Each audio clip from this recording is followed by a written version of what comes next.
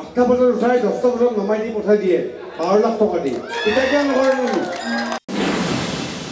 10 লাখ 20 লাখ টকা মাতে সিঙ্গাৰ এজনক 2 ঘণ্টা গীতকে গুচি যায়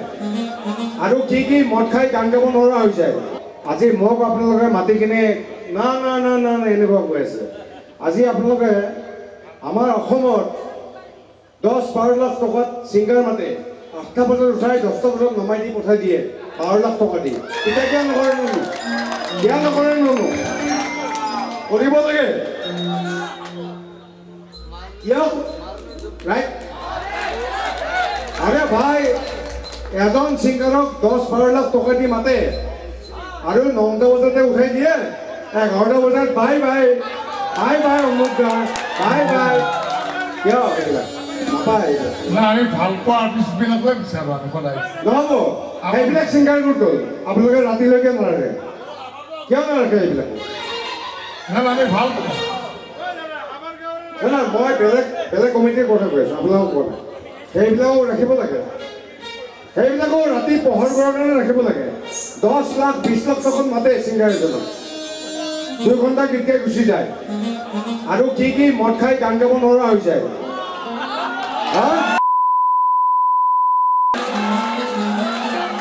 গতিকে সেইবিলাক নকৰিব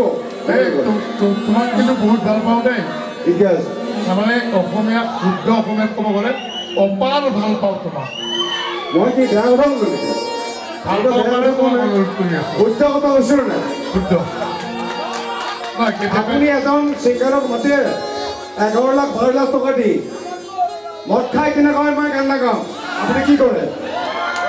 পইচা দি পঠাই দিয়ে অসমত এইটো চলি আছে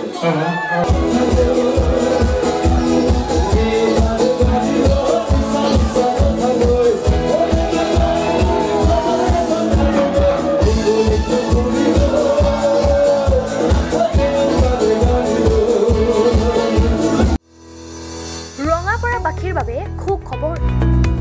আপুনিও যদি দুচকীয়া বাহন ল'ব বিচাৰিছে তেন্তে এতিয়াৰে পৰা আৰু চিন্তাৰ কোনো প্ৰয়োজন নাই আপুনিও আহিব পাৰে ডিবিপি এছ'চিয়েটলৈ